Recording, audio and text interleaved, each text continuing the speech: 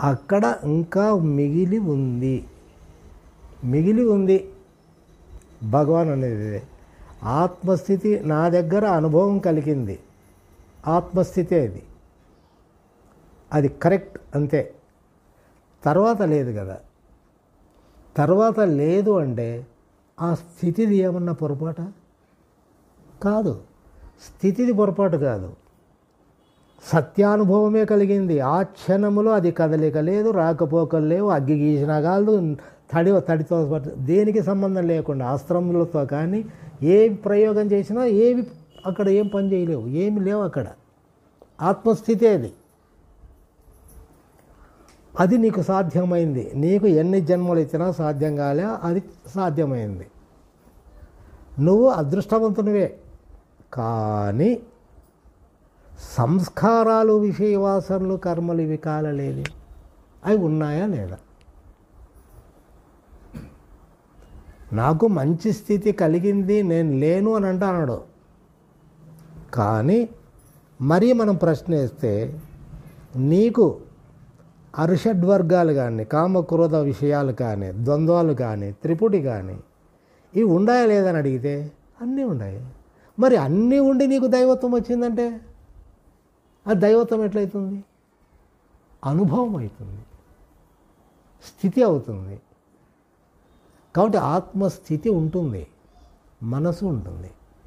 ఇప్పుడు నీ విషయవాసనలు, సంస్కారాలన్నీ ప్రశ్న చేత నువ్వు ప్రయత్నం చేస్తూ పోతే అవి కరిగిపోయే కొద్దీ ఏమైపోతుందంటే నీ శరీర భావన తరిగిపోతూ వస్తుందన్నమాట. అవి ఎంతవరకు తగ్గుతాయో అదే అంతే పరిధిలో ఈ శరీర భావన కూడాను తగ్గిపోతూ వస్తుంది. అవి పూర్తి తగ్గిపోయినాయంటే నీలో శరీర భావన పూర్తిగా పోతుంది. అప్పుడు ఏం జరుగుతుందంటే నేను అనేటువంటి అహంకారం అదృశ్యమవుతుంది, నేను అనేటువంటిది అదృశ్యమవుతుంది. కాబట్టి శరీర భావన ఉండదు. కానీ ప్రాణం ఉన్నంత వరకు అది వ్యవహారం చేయకపోతే మరి అప్పుడు వ్యవహారం చేసింది ఏది అంటే అహంకారం ఎప్పుడైతే నశిస్తుందో నువ్వు లేవు కాబట్టి ఏదో పని చేస్తుంది, అది నీకు అనవసరం. ఇంకా నువ్వు లేకుండా పోవడం అనేటువంటిది ముఖ్యమైన విషయం. ఇక్కడ తర్వాత ఏది పని చేస్తుందో అది నీకు అనవసరం. అది నీకు సంబంధించింది కాకపోయా, నీ శరీరం కాకపోయా, నీ మనసుకు సంబంధం లేకపోయా, దాంతో నీకేం అవసరం ఉంది? నీ వ్యవహారాలన్నీ జరుగుతూ ఉండే అన్నీ చేస్తూ ఉండవా లేదా? అప్పుడు తేడా ఏంటంటే నీకు కర్మలు కానీ, విషయవాసనలు కానీ, కోరికలు కానీ ఏవి నీలో పుట్టవు అంటవు. కాబట్టి అప్పుడు మనస్సు అని మనం అనుకుంటున్నామే కానీ అది దైవశక్తి అవుతుంది అన్నారు. తేడా కనుక్కోలేరు. మనస్సుకు దైవశక్తికి ఆ తేడా ఎట్లా కనుక్కుంటాం? మాటలలో దైవశక్తి, మనోశక్తి అని అంటున్నాం. మనస్సు శక్తి అనేది నీకు తెలుసునా, అది తెలిసింటే దైవశక్తి అనేది తెలుస్తుంది. మనస్సు శక్తి అది నీకు తెలియదు, ఇంకా దైవశక్తి అని ఎట్లా తెలుస్తుంది? కాబట్టి అక్కడ ఎలా తెలుసుకుంటామంటే మనస్సు శక్తి ఉన్నప్పుడు ఈ విషయవాసన సంస్కారాలన్నీ పనిచేస్తూ ఉంటాయి. దానికి తగినట్లుగా మనస్సు శక్తి ఉంది కాబట్టి వ్యవహారం చేస్తూ ఉంటుంది. ఇప్పుడు అవన్నీ కరిగిపోయినాయి, నీ శరీర భావన కూడా కరిగిపోయింది. కాబట్టి శక్తి పనిచేస్తూ ఉంది. నువ్వు చూసుకోవాల్సింది ఎక్కడ? నీకు సంబంధించినటివన్నీ పోయినాయా లేదా అంతే. ఇవి పోయినాయంటే ఇంకా నువ్వు ఆలోచించవద్దు, అక్కడ మనసు లేదు కాబట్టి దాని పని అది చేసుకుంటాను అంతే. అది దాని పని అది చేసుకుంటూ ఉంటుంది. ఇక మనస్సు ఉందా లేదా అనేది నీకు అనవసరం, వ్యవహారమే జరుగుతూ ఉంటుంది. భగవాన్ అదే అన్నీ చేస్తా అన్నాడు, నేనేం చేయలేదంట అన్నాడు. అంటే శరీర భావన, మనోభావన లేదు. ఏది చేస్తుందో దానికి దైవశక్తి అని, దివ్యత్వం అని అంటాను. మనకు తెలియనప్పుడు ఆ మాటలు కూడా అవసరం లే. ఏం పని మనకు? నేను లేనయ్యా అంతే, మిగతాది నీకేం అవసరం? నువ్వు లేకుండా పోతే నీకు మరణం లేదు, జననం లేదు, కష్టాలు లేవు, సమస్య లేవు, ప్రపంచం లేదు, జీవితము లేదు. నువ్వు లేకుండా పోయేది చూసుకో. దేవుడు ఉన్నాడా లేదా, ఎక్కడున్నాడు, ఏం చేస్తా అన్నాడు, నీకెందుకయ్యా అవన్నీ? నీకు దానిలతో సంబంధం లేనే లేదు. అటువంటి ఆలోచనలే చెయ్యొద్దు అంటాడు భగవాను. నీకు తెలియని విషయాలన్నీ ఊహలవుతాయి కానీ సత్యం కాదు. కాబట్టి నేను ఎవరిని ప్రశ్నించుకొని నీవు విషయవాసనలు సంస్కారాలన్నీ కాలిన తర్వాత శరీర భావన అదృశ్యమైపోయినప్పుడు నువ్వు ఎవరైంది తెలియకపోతుంది అంతే. మిగతాది నీకు అవసరం లేదు. అప్పుడు నీకు తెలిసిపోతుంది అన్నమాట. నాకు మరణం లేదు, జననం లేదు అనేది కూడా నీకు అనుభవంలోకి వస్తుంది. ఆడ దీన్ని ఆధారం చేసుకొని మనం మనసు పెట్టి మళ్ళీ ఏమంటాడు, నేను లేను కాబట్టి నేను దేవుణ్ణి అంటాడు. పెద్ద పెద్ద వేదాంతులు ఏమంటాడు, నువ్వు లేకుండా దేవుడు నువ్వు ఎట్టంటాడా ఓయ్ అంటాడు వాడు. అక్కడ నేననేటువంటిది శరీరముతో కూడుకొని భావన ఉండేటువంటి నేననేటువంటిది లేదు. కానీ ఏదో ఉంది చేస్తుంది కదా, దాన్ని నేనన్నారు. అది నేనే, ఇది నేనే. దాని అర్థము దాని వ్యవహారం వేరు, దీని అర్థం దీని వ్యవహారం వేరు. కాబట్టి ప్రయత్నం చేసే తీరాలి. అప్పుడు మనసు నాశనమైతే ఆత్మస్థితి పూర్ణమవుతుంది, అది వ్యాప్తమవుతుంది. అది వ్యాప్తం కావడానికి నువ్వు అడ్డుపడుతున్నావు. నీలో ఉండే సంస్కారాలు విషయవాసనలు అడ్డుపడుతున్నాయి. అందువలన అది వ్యాపించకుండా సంకోచిస్తూ ఉంది. దానిని తీసేస్తే ఆటోమేటిక్గా నువ్వు ఎంత మన్నుని తీసేస్తావో అంత ఖాళీ అయిపోతూ ఉంటుంది. కాబట్టి తీసేసేది నేర్చుకోవాలి. విలువైంది ఏది లేదు మనలో. మనం విలువని ఇస్తా అన్నాం అంతే, తీసేస్తూ పోవాలి. అప్పుడు స్థితి అనేటువంటిది వ్యాప్తమవుతూ వస్తుంది. అది అంటే ఆత్మస్థితి అనేటువంటిది విశాలత్వం చెందుతూ పోతూ ఉంటుంది. దీన్ని ప్రయత్నముతో మనము విచారణ చేసి మనోనాశనం చేసుకుండేకి నేను ఎవరు అని ప్రశ్న వేసుకోమన్నాడు. దానికి సమాధానం లేదు. వస్తే అది విచారణ కాదు. ఏ సమాధానం వచ్చినా కాదది. కాబట్టి ఇంకా రెండవది, నీకు ఆత్మస్థితి ఉన్నప్పుడు మనసుకు సంబంధించిన విషయాలు ఆ క్షణంలో నీకు అంటలేదు కదా. కాబట్టి దాని మీదనే దృష్టి పెట్టి అలాగే నిశ్చలంగా ఉండగలిగితే దాన్ని శరణాగతి అన్నాడు. భగవంతుణ్ణి పూర్తిగా నువ్వు నమ్మినవానివే కాబట్టి ఊరుకుండు అన్నాడు. అది ఆత్మస్థితి లభించినవాడు ఊరక ఉండి దాని మీదనే దృష్టి పెట్టి రెండవదంటూ ఏదన్నా కనిపించిందంటే ఆ రెండవ దాని మీద దృష్టిని పెడితే అది కరిగిపోతూ వస్తుంది. కాబట్టి అంతర్ముఖంలో నుండి ప్రశాంతతతో శరణాగతితో నీ సంస్కారాలు విషయవాసనలు మిగిలి ఉన్నాయి కాబట్టి నీకు సాధ్యం కాలేదు, విచారణ చేయలేవు. కాబట్టి శరణాగతి చెంది నిర్మలంగా ఉండి మనసు వేరుగా ఉంది కాబట్టి వేరుగా ఉన్న మనస్సును నువ్వు చూస్తూ కూర్చుంటే వేరుగా ఉంది కాబట్టి ఇది మాయమైపోతుంది. ఆ వేరుగా ఉండేకి ఆత్మస్థితి నీకు ఉంది కాబట్టి మనసు వేరైతుంది, చూసేకి ఛాన్స్ ఉంది ఇక్కడ. కాబట్టి ఇటు ఉన్నవాడు మౌనంగా ప్రశాంతంగా గమనిస్తూ కూర్చోవాలి. ఇది ఈయన పద్ధతి. ప్రయత్నము చేయాలి అని అంటే నేను ఎవరినేని ప్రశ్నించుకుంటూ పోవాలి. ఆ పద్ధతి అయినా కరెక్టే, ఈ పద్ధతి అయినా కరెక్టే. ఇక మళ్ళీ ఇంకొక ఛాన్స్ ఇచ్చినాడు భగవాను. నువ్వు ప్రశాంతంగా ఉన్నావు, ఏదో ఒక కోరిక పుట్టింది, ప్రశాంతతతో దాన్ని గమనించినా కూడా అది పోలే, నీకు సమస్య కూర్చుంది. వెంటనే ఎవరికి ఈ సమస్య? ప్రశాంతంగానే గమనిస్తున్నావు, ఫెయిల్ అయినావు, వెంటనే ఎవరికైనా ప్రశ్నించుకోవాలి, అంటే ప్రయత్నం చేయాలి. ఎవరికి ఈ సమస్య అన్నప్పుడు నీలో శాంతి ఉంది కాబట్టి శాంతి నీకు తోడవుతుంది. తోడైనప్పుడు ఆ ప్రశ్నకు బలాన్ని చేకూరుతుంది కాబట్టి వెంటనే నీకు సక్సెస్ కాదు, తప్పించుకుంటుంది. కానీ ప్రశ్న వేసుకోవాలా, అంటే ప్రశాంతంగా ఉన్నప్పుడు ప్రశ్న అవసరం లేదు, గమనిస్తూ కూర్చోవాలి.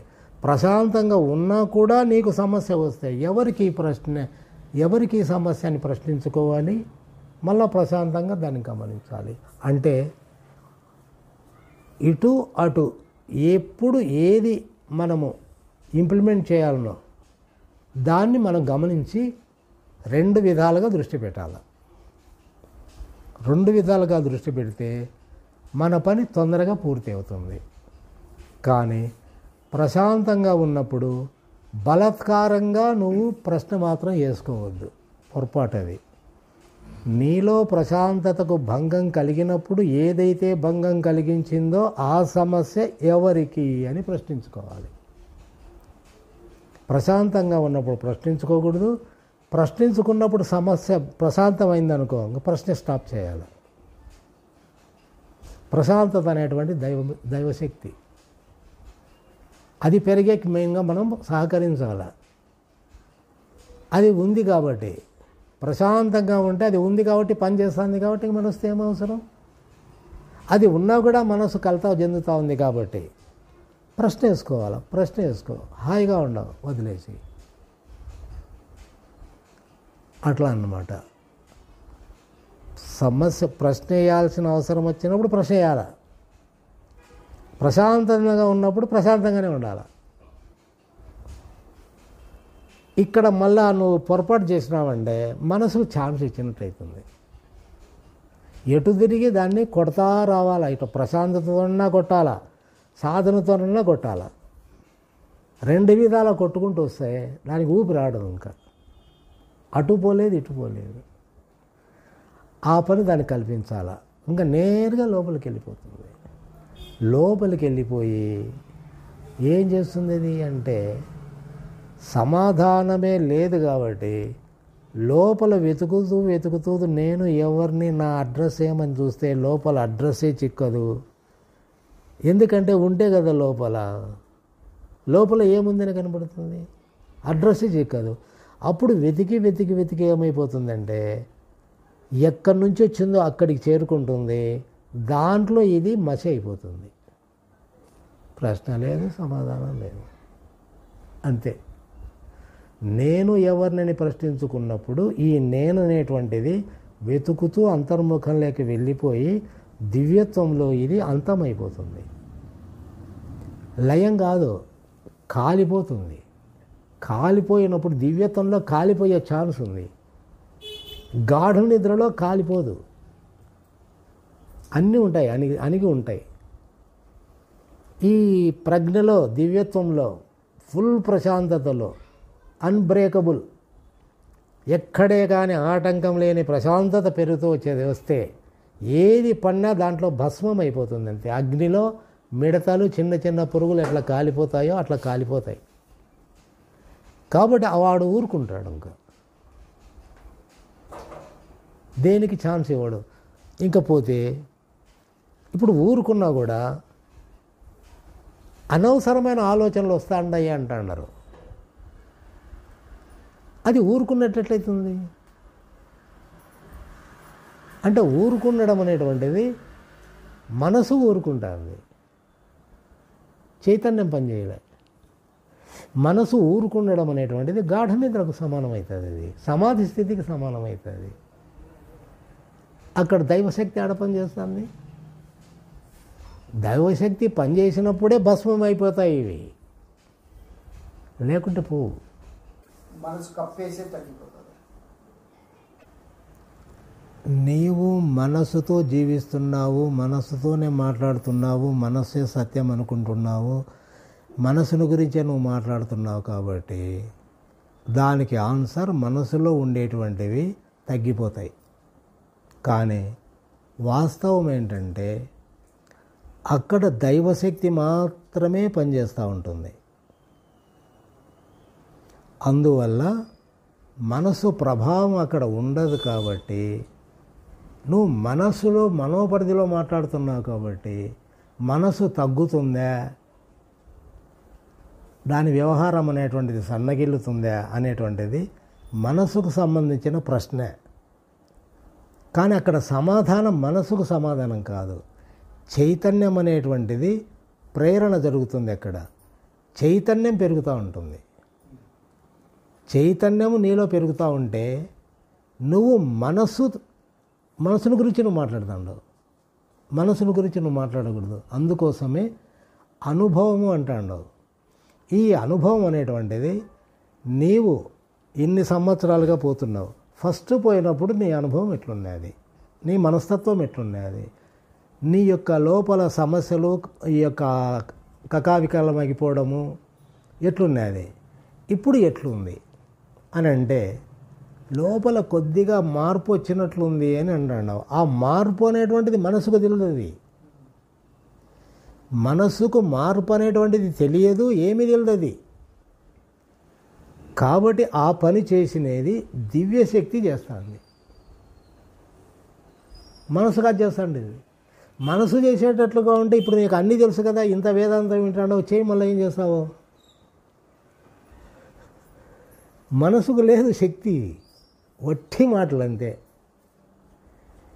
ఇప్పుడు కాదు, చివరికి ప్రతి ఒక్కరు తెలుసుకుంటాడు అన్నమాట. నేను చేసింది ఏంది లేదు, అదే నా పని అంతా పూర్తి చేసిందని ప్రతి ఒక్కరు అనే తీరాలి.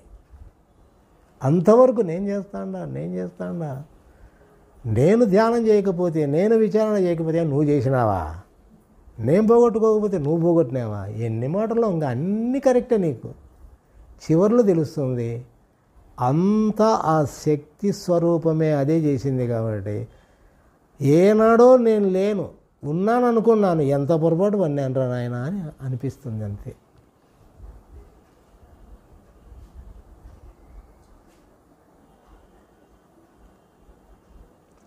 ఏమంటే ఎరుక లేదమ్మా, అంటే ప్రజ్ఞ లేదు, తెలుసుకోవడం లేదు. ఇప్పుడు ఉదాహరణకి ప్రాణం పోయింది, ఏం మాట్లాడతావు నువ్వు, ఏం తెలిసింది? మరి ఇప్పుడు ఇన్ని మాటలు మాట్లాడుతున్నాయి. కాబట్టి అంతే దైవశక్తి పనిచేస్తుంది. పోతే మనకు ఏం తెలియదు అనేది ఎంత నిజమో అది కరెక్టే, అట్లే ఉండడం కరెక్ట్, అదే కరెక్టు. కానీ దైవశక్తి పనిచేస్తుంది ఇప్పుడు. కాబట్టి మనము ప్రాణం పోయిన దాన్ని దృష్టిలో పెట్టుకోవడంలే, నాకు చావు లేదు అనే ఉద్దేశంతోనే మనం బతుకుతాడం, మాట్లాడుతాం, వ్యవహారం చేస్తాం.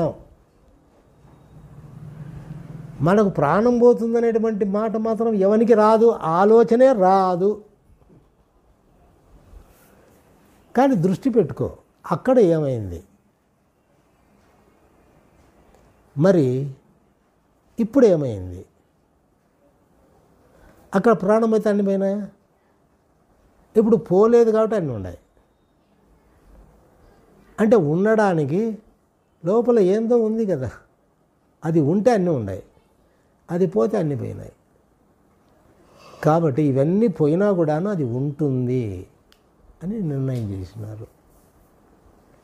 మనకు ఇప్పుడు సాధన ఎంత తీవ్రంగా తపస్సులు చేసినప్పుడు కూడాను నేను ఉండాలా, అది ఉండాలా, నేను లేకపోతే ఎట్లా? నేను ఉండాలా, అది ఉండాలా? నువ్వు ఉండేకి అడ్రస్ లేదు. ఇప్పుడు నేను ఈ బాటిల్ ఎడ పెట్టినానంటే పరుపు ఉంది కాబట్టి పరుపు మీద పెట్టినా. లోపల నీ ఆస్తిపాస్తులు ఉన్నాయి, ఎక్కడున్నాయి? బల్ల మీద ఉన్నాయా, భూమి మీద ఉన్నాయా? భూమి మీద ఉన్నాయంటావు. నీ లోపల భూమి ఉందా? నీ లోపల భూమి ఉందా?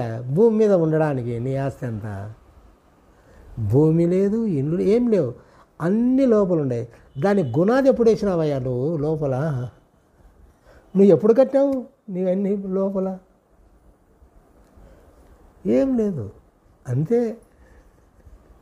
పోయిందే అంటే అన్నీ పోయినాయి, అంతే. పోయిందంటే అన్నీ పోయినాయి. ఉన్నాయంటే శరీరం ఉంటే అన్నీ ఉన్నాయి. కాబట్టి దీని తీక్షణమైనటువంటి శ్రద్ధ, అవగాహన, సాధన ఎన్నో ఉన్నాయి. అయితే ఇవన్నీ ఎవరికి? మనస్సు పరిపరి విధాలుగా పోతూ ఉన్నాయి కాబట్టి పరిపరి విధాలుగా ప్రయత్నం చేయాల్సి వస్తుంది.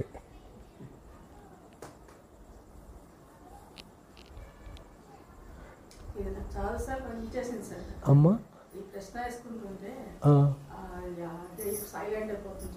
సైలెంట్ అయిపోతుందమ్మా, దానికి దిక్కు తోచదు, ఇంకా ప్రాణం పోతుంది దానికి, ముందుకు పోలేదు. నీ ఇష్టం. ఇప్పుడు నేను కూడాను హాస్పిటల్లో పోయినప్పుడు డాక్టర్ నమ్మకం లేదన్న పరిస్థితుల్లో కూడాను నేను నిశ్చలంగా ఉండగలిగిన. ఎందుకంటే ఎవరికి ఈ ప్రాణం పోయేది? డాక్టర్ ఎవరికి చెప్పినది? కాబట్టి అంత తీవ్రతలోను కూడాను నేను ఆ ప్రశ్న లోపల వేసుకుంటాడా, ఎవరికి ఈ సమస్య? ఎవరికి ఆందోళన? ఎవరికి భయము? ఎవరికి జ్వరము? ఎవరికి రోగము? ప్రశ్న వేసుకుంటానే టక్కున మాయమైపోతుంది, ఊరుకుంటాం. అదే మనకు బలం అన్నమాట. ఆడ ప్రాణం పోతుంది, వాళ్ళు లేరే, వీళ్ళు లేరే, అది వాళ్ళు చూడాలా, ఇది చూడాలా, దానికి చెప్పి ఈ పని చేయాలా, అప్పచెప్పాలా, ఇది అంత గందరగోళం కదా. ఏం ప్రయోజనం ఆడ? మనసుకు ప్రేరేపణ చేయడమే తప్ప ఎట్టి పరిస్థితులలో నేను అనేది పుట్టకుండా చూసుకోవడం ప్రయత్నం. ఎప్పుడే కానీ అది పుట్టకూడదు. కాబట్టి నిరంతరం ప్రశ్న వేసుకుంటా అంట. ఎవరన్నా వస్తారు, స్వామి నువ్వు నాకు జీవితాన్ని ఇచ్చినావు అంటాడు. ఇప్పుడు ముసలోళ్ళే అనుకో, స్వామి మమ్మల్ని ఆదరించినావు అంట అన్నారు. నేను వాళ్ళని చూడను, లోపల చూసుకుంటా. ఎవరినిరా వాళ్ళంట అండేది? లోపల అనుకో చూస్తానన్నమాట నేను. ఎవరికి? బ్రహ్మం. ఎవడు వాడు? శరీరము బ్రహ్మం కాకపోయా, మాట్లాడుతా ఉండే మనసు బ్రహ్మం కాకపోయా, వాస్తవంగా ఈ బ్రహ్మం ఎవరు అని నాకు అధ్యయనాల ముందు నీ అభినందనలు ఎంతోమంది నన్ను అభినందిస్తూ ఉండవచ్చు, రాళ్ళేస్తూ ఉండవచ్చు, అది నాకు ముఖ్యం కాదు. ఇక్కడ బ్రహ్మం ఎవరు నాకు కావాలా?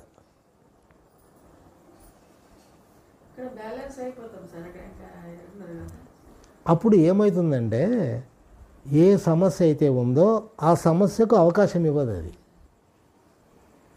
సాల్వ్ అవుతుంది.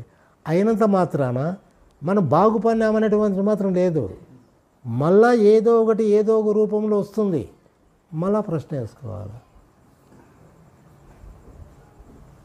ఇది ఏమన్నాడంటే ఉదాహరణ, కోటను స్వాధీనం చేసుకుని బయలుదేరినావు నువ్వు సైన్యంతో. నువ్వేం చెయ్యొద్దు, కోట మెయిన్ ద్వారం దగ్గర నిలబడు. ఎవడెవడు బయటకు వస్తాడో సైనికుల్ని చంపుతా పో. చివరకు ఎవ్వరు లేరు, నీ కోట స్వాధీనమైనట్లే. అట్లా లోపల నీకు ఆలోచనలు బయటకు వస్తూ ఉంటాయి, విషయవాసనలు, సంస్కారాలు అవన్నీ వస్తూ ఉంటాయి. వచ్చినప్పుడల్లా ప్రశ్న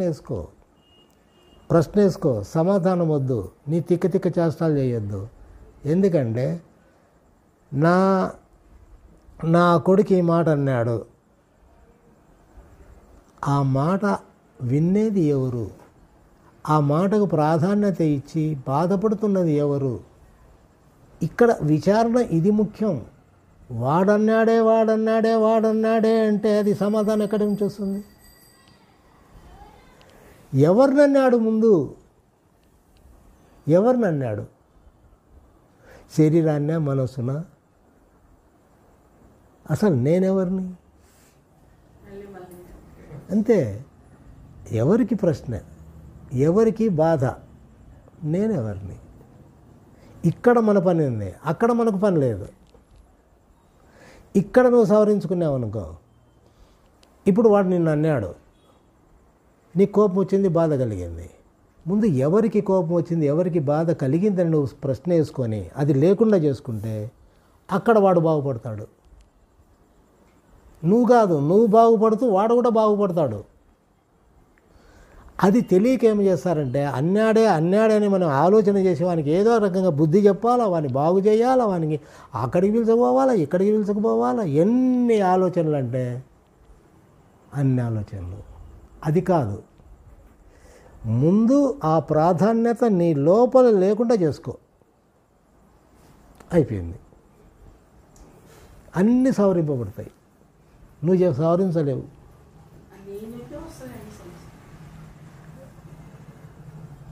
ఎవరికి సమస్య?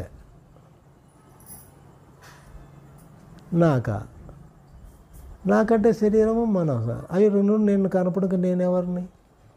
ఏమనుకోవాల్సిన పనిలే, నేను ఎవరిని. ఫస్ట్ నీ అడ్రస్ నువ్వు తెలుసుకో. లెటర్ వచ్చింది, అడ్రస్ మర్చిపోయినాడు, లెటర్ చేరుతుందా? చేరదు. కాబట్టి నువ్వు లోపల అడ్రస్ లేకుండా పో.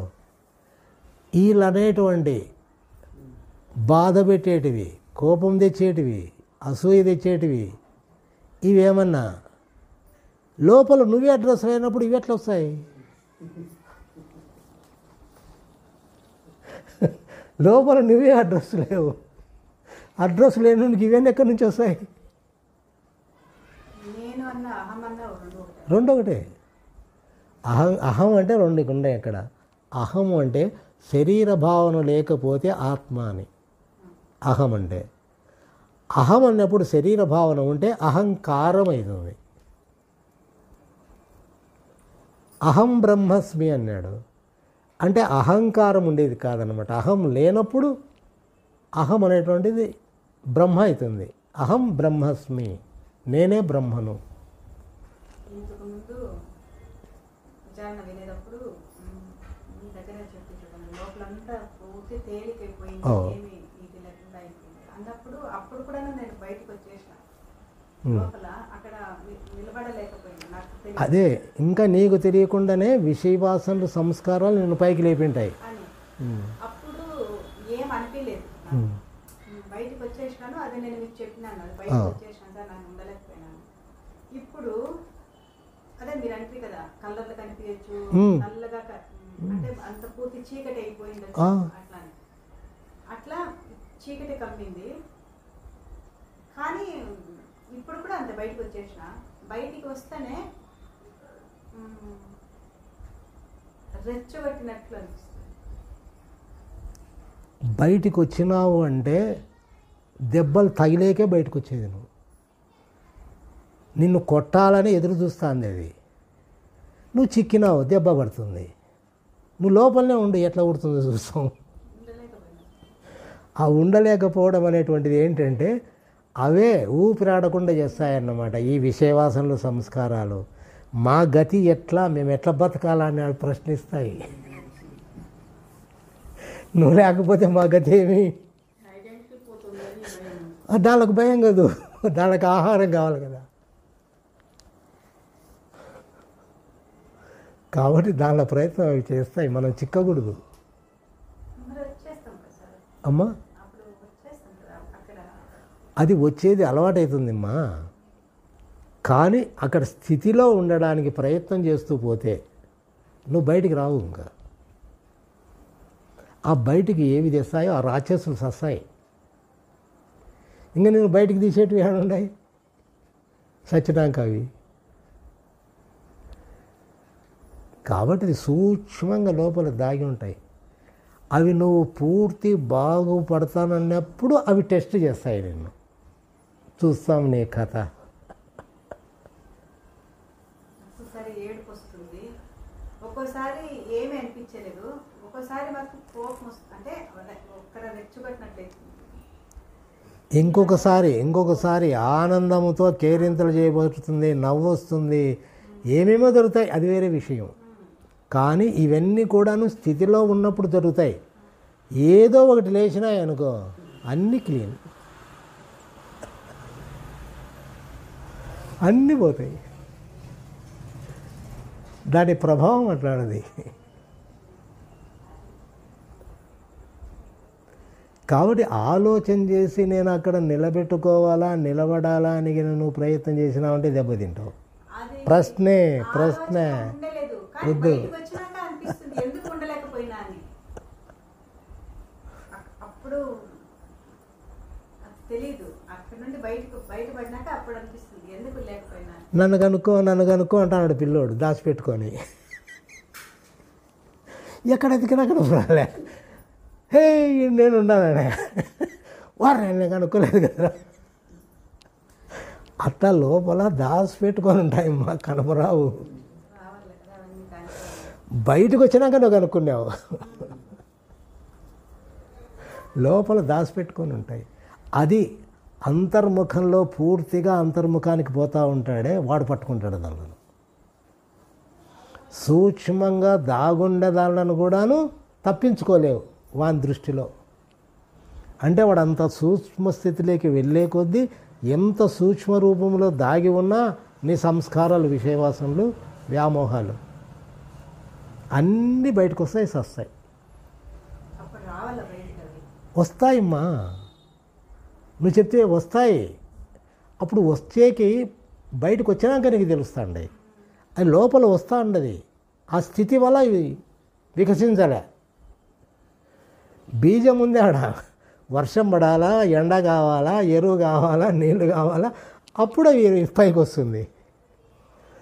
కాబట్టి లోపల నీకేమి లేనప్పుడు అక్కడ శరీరాన్ని పట్టుకోవాలా, మనసును పట్టుకోవాలా, దానికి ఆధారం చిక్కాలి కదా.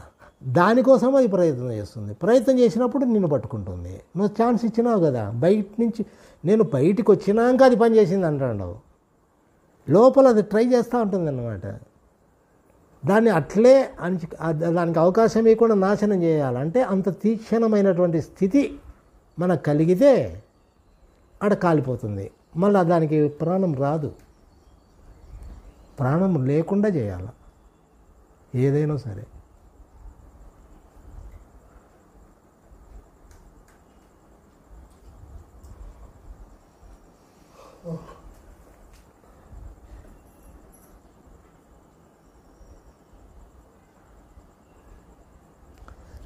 మనము లోపల దేని మీద మనకు వ్యామోహం ఉందో, దేని మీద కోరిక ఉందో దాన్ని ప్రశ్నించుకుంటూ దానికి అవకాశం ఇవ్వకుండా నువ్వు ప్రయత్నం చేస్తూ పోతూ ఉండు. నిదానంగా అవి తగ్గుతూ వస్తాయి, ఒక సూక్ష్మమైనటువంటి స్థితిలోకి వస్తాయి. కానీ నీ సాధన, నీ శాంతి మాత్రం దాన్ని వదలకూడదు. వీలైనంత వరకు దాన్ని పెంచుకుంటూ పోవాలి, దాని ప్రయత్నం చేస్తుండాలి. ఇక్కడ ఇవన్నీ కాలిపోతూ ఉంటాయి. నువ్వు అక్కడ ప్రయత్నం చేయకుండా ఇవి కాలిపోకుండా పోతే తలెత్తుతూ ఉంటాయి. ఇంకా అది మామూలు, ఎవరికైనా అంతే.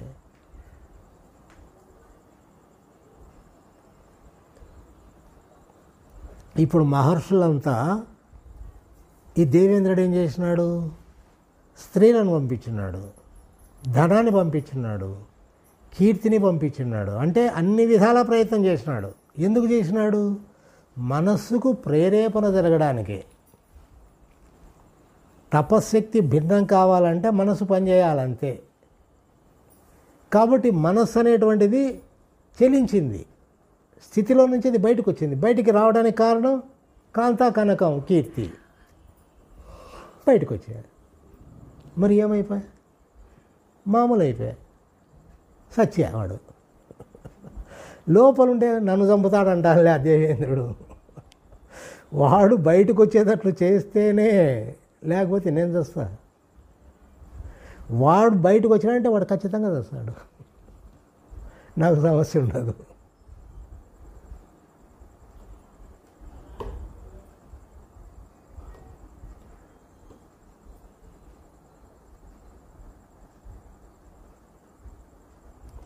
నీ శత్రువులు, నీకు హాని చేసేవాళ్ళు అందరూ ఉండని. నువ్వు ఎంత లోపలికి పోతా ఉంటే అంత నీకు సమస్య. మళ్ళీ నువ్వు లోపలికి పోయి చేరుకున్న తర్వాత ఎవడు ద్రోహి ఎవడు దుర్మార్గుడో ఖచ్చితంగా వాడు మారతాడు. నువ్వు వాణ్ణి మారాలా వాణ్ణి అని దేవుని ముక్కోవడం, టెంకాయలు కొట్టడం, యజ్ఞాలు చేయడం అదన్నీ వద్దు. నువ్వు లోపలికి వెళ్ళిపో, నువ్వు ఒక స్థితిని అందుకో, ఆటోమేటిక్గా వాడు మారుతాడు.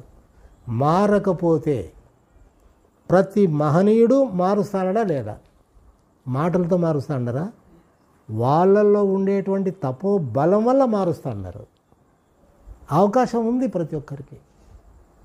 ఊరికి మనం తాపత్రయపడుతున్నాం అంతే. వాడు మారలే, ఎంత చెప్పినా మారలే, ఏం చేసినా మారలే.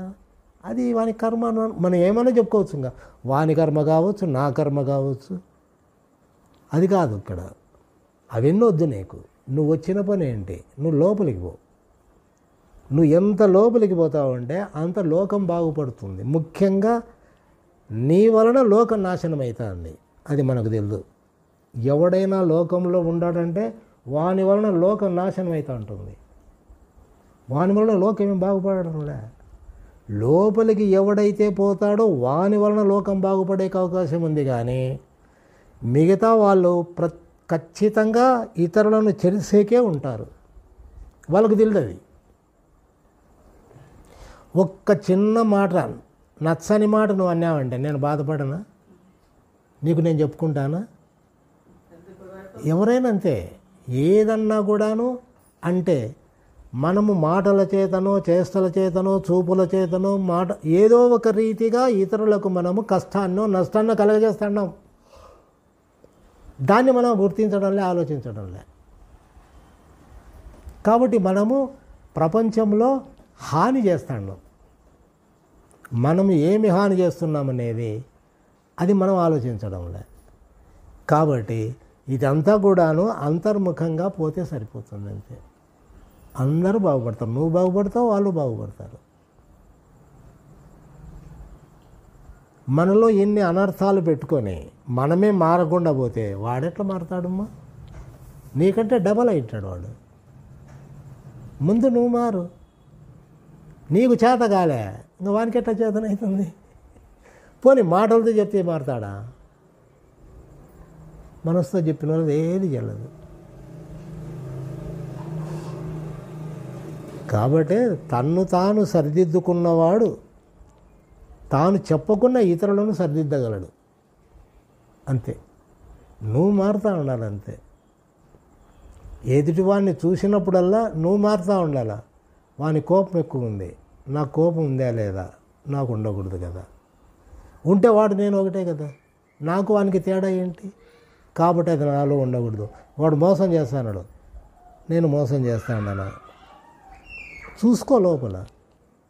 అది లేకుండా చేసుకో అంతే. ఇక్కడ లేకుండా చేసుకోవడం ముఖ్యం. నువ్వు సహాయం చేయాలనుకుంటే సత్యమే ఇది. అంతేగాని మాటల చేత, బుజ్జగింపుల చేత, ధనము చేత, వాడిని మభ్యపెట్టడం చేత ఎవరితో ఏమి కాదు. అది నువ్వు మారు. వాని కోసం మారొద్దు, నీ కోసం నువ్వు మారు. వాని కోసం మారొద్దు, నీ కోసం నువ్వు మారు. ఆటోమేటిక్గా ఎవరు నీకు ఉన్నారో వాళ్ళు మారుతారు. రమణ మహర్షి మీరు మారండి నేను ఎవరికి చెప్పలే. ఆశ్రమంలో ఉన్నవాళ్ళు, సేవకులు అందరూ కూడాను మార్పు వస్తూ ఉంది. అంటే ఆయన యొక్క వ్యవహారము, ఆయన శక్తి అలాంటిది.